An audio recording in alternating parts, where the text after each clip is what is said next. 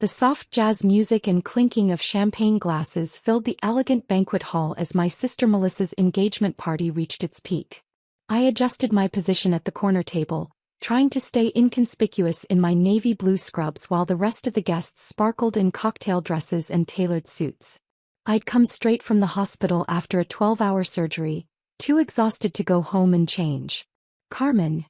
Melissa's voice carried across the room as she approached with her fiancé James and a small group of his colleagues. There's my sister, everyone. Isn't she dedicated to her work? Her tone carried that familiar mix of affection and condescension I'd grown accustomed to over the years. I stood to greet them, smoothing down my scrubs self-consciously. Congratulations again, Mel. Beautiful party. Thank you, sweetie. Carmen, I want you to meet James's partners from the law firm.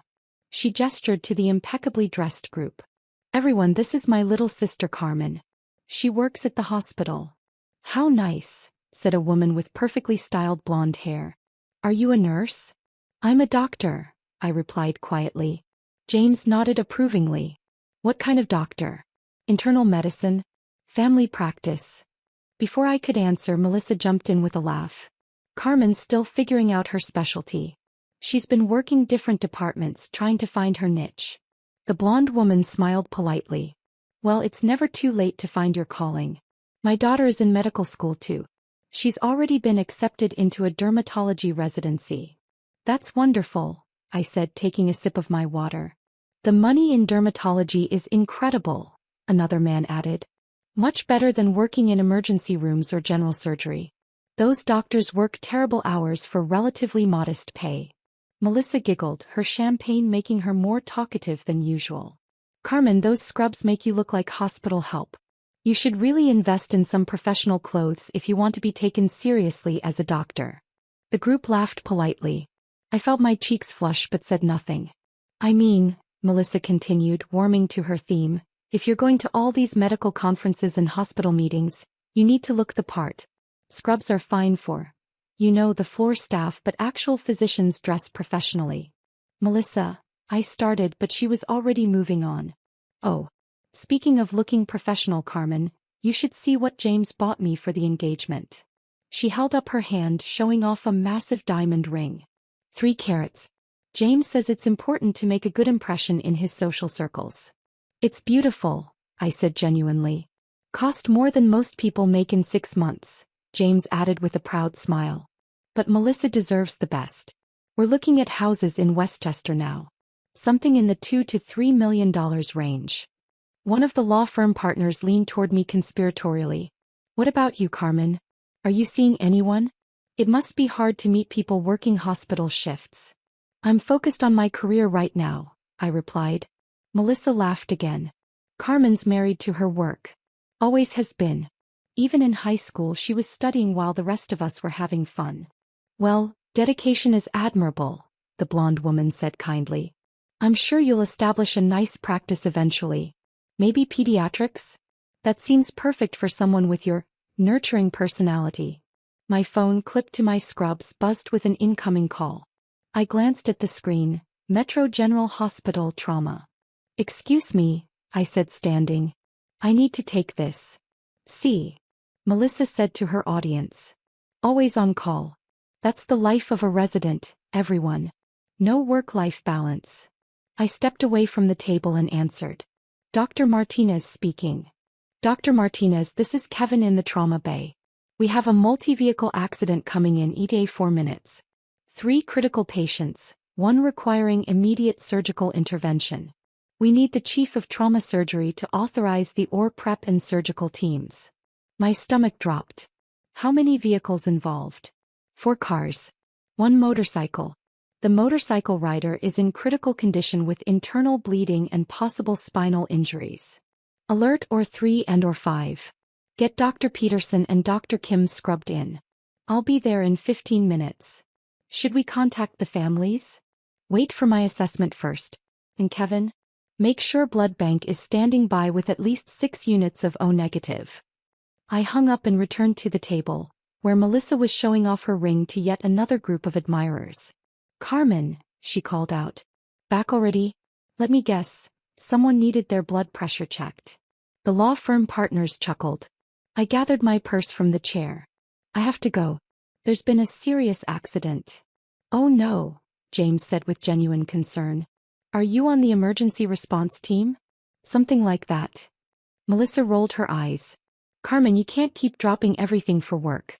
It's my engagement party. Melissa, people are hurt. I have to go. But you just got here. And you haven't even had dinner yet. I was already walking toward the exit when my phone rang again. Same number. Dr. Martinez, I'm sorry to call again, but the motorcycle accident victim is a young woman mid-20s. She's asking for someone named Melissa Martinez. Says it's her sister. The blood drained from my face. I turned around to see Melissa laughing with her friends, completely unaware that her world was about to shatter. What's the patient's name? I asked quietly. License says Lisa Martinez. Age 24. Do you know her? My hands started shaking. Lisa was Melissa's younger sister, our younger sister. She'd bought a motorcycle last month against everyone's wishes. I'll be right there. And Kevin? That patient is my sister. Transfer her 2 or 3 immediately and get Dr. Williams to assist. This is now a priority 1 trauma. I ended the call and walked back to the table where Melissa was still holding court. Mel, I said softly. I need to speak with you privately. Carmen, whatever hospital drama you're dealing with can wait. Melissa. My voice was firmer now. It's about Lisa. Something in my tone made her look up. What about Lisa? She said she might stop by later. She's been in an accident. A serious one. I need you to come with me to the hospital right now. Melissa's face went pale. What kind of accident? Motorcycle accident. She's hurt badly, Mel. We need to go. James stood up immediately. Of course. We'll follow you to the hospital. No, I said quickly. I'll drive Melissa. Meet us there in an hour. The 20-minute drive to Metro General was the longest of my life. Melissa cried silently in the passenger seat while I tried to prepare her for what we might find. When we arrived, the trauma bay was in full swing, multiple teams working on different patients, the controlled chaos I knew so well. Dr. Martinez. Kevin rushed over. Patient is stable but needs immediate surgery. Possible internal bleeding, definite spinal compression. Or 3 is prepped and waiting. Melissa grabbed my arm. Carmen, what's happening? Can I see her? She's about to go into surgery. You can see her for just a moment. We approached the gurney where Lisa lay unconscious, connected to multiple monitors and IVs. Melissa gasped and covered her mouth. Oh God, Carmen. Is she going to be okay? I looked at Lisa's charts and monitor readings. The situation was serious but not hopeless. She needs surgery to stop the internal bleeding and relieve pressure on her spinal cord. It's going to be a long operation. Who's doing the surgery? Can we get the best surgeon? Money's no object. I squeezed Melissa's hand. She's getting the best surgeon. Dr. Williams approached in full surgical attire. Dr. Martinez, we're ready to begin. Family can wait in the surgical waiting area. Thank you, Dr. Williams. I'll be in or 3 in 5 minutes. As the surgical team wheeled Lisa toward the operating rooms, Melissa turned to me with confusion written across her face. Carmen, what did he mean? Why would you be in the OR? I took a deep breath. Because I'm performing Lisa's surgery. You're, what? I'm the chief of trauma surgery here at Metro General. I'll be operating on Lisa.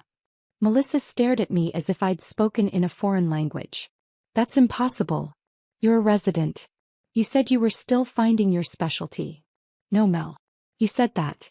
I never corrected you because, honestly, I got tired of trying to explain. Explain what? That I've been the chief of trauma surgery here for 3 years.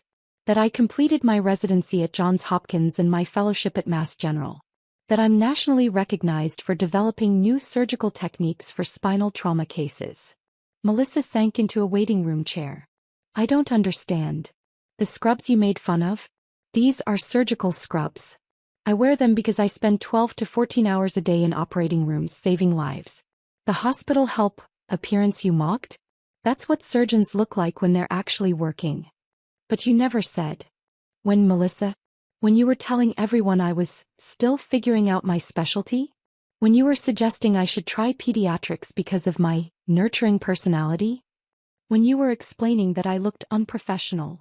A nurse approached. Dr. Martinez, the ore is ready. I'll be right there. I turned back to Melissa. Lisa's surgery will take approximately 6 hours. Dr. Williams will update you every 2 hours. The waiting area is on the 4th floor. Carmen, wait. Melissa's voice was small now. I had no idea. I'm so sorry. We'll talk after I save our sister's life. I left Melissa in the waiting room and headed to the surgical suite, where my team was already assembled.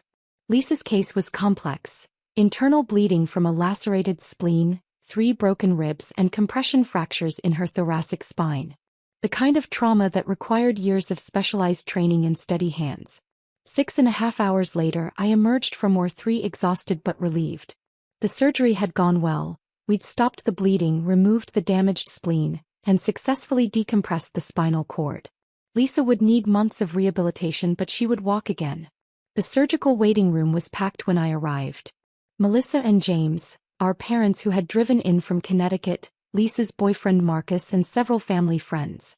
They all looked up expectantly as I approached in my surgical scrubs. The surgery was successful, I announced. Lisa is stable. The internal bleeding has been stopped, and we were able to relieve all pressure on her spinal cord. Melissa burst into tears of relief. Thank God. When can we see her? She's in recovery now. You can see her briefly in about an hour, then she'll be moved to the ICU for monitoring. Mom hugged me tightly. Carmen, thank you. Thank you for saving her. Dad looked confused. Carmen, I don't understand. Are you a surgeon now? Melissa wiped her eyes. Dad, Carmen is the chief of trauma surgery here. She's been a surgeon for years. Chief of surgery? Mom's eyes widened. Carmen, why didn't you tell us? I tried to, Mom. But every family gathering became about Melissa's law career or Lisa's art school. Whenever I mentioned work, someone would change the subject or make assumptions about what I do. But we're so proud of you, Dad protested. Are you? Because 3 hours ago, Melissa was making jokes about my scrubs making me look like hospital help. The waiting room fell silent. I spent 6.5 hours operating on Lisa tonight. I used techniques I developed and published in the Journal of Trauma Surgery. My hands didn't shake once, even though it was my own sister on the table. That's what those scrubs represent: the training, the dedication, and the responsibility of holding people's lives in my hands. Melissa stood up slowly. Carmen, I owe you an enormous apology. Not just for tonight but for years of not seeing who you really are. The person in scrubs is the same person who would wear a cocktail dress to your engagement party. The difference is one of those outfits represents saving lives, and the other represents fitting in at social events. I know that now. Do you? Because when Lisa recovers and goes back to her normal life, I'll still be here in these scrubs. Will that Carmen deserve your respect? Or only the one who saved your sister?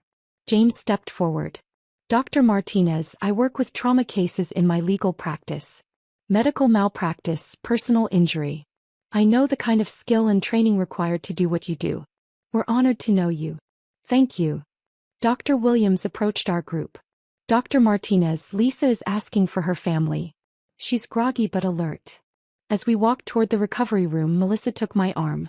Carmen, can you ever forgive me? For the things I said, for not asking about your work, for making assumptions. Melissa, you're my sister. Of course I forgive you. Can I visit sometime? See where you work. I want to understand what you do. I smiled. The trauma unit isn't exactly a social setting, but I'd be happy to show you around during quieter hours. And Carmen, next time someone asks what my sister does for work, what will you tell them? That you're a trauma surgeon who saves lives. And that I'm incredibly proud of you. Lisa was awake when we entered her room, surrounded by monitors and 4 lines but alert and stable. She smiled weakly when she saw us. Hey big sister. I hear you put me back together. Just doing my job, I said, checking her monitors. Mom told me you're some kind of famous surgeon. Is that true? I'm not famous. I'm just good at what I do. Good enough to fix a broken Martinez sister? I squeezed her hand gently. You're not broken, Lisa. You're going to be fine. As the family gathered around Lisa's bed, I stepped back and watched them with new eyes. For years I'd felt invisible at family gatherings, dismissed and misunderstood. Tonight, everything had changed, not because of my title or reputation but because my work had meaning when it mattered most. Melissa caught my eye and mouthed thank you. I nodded and smiled. Just another day at the office.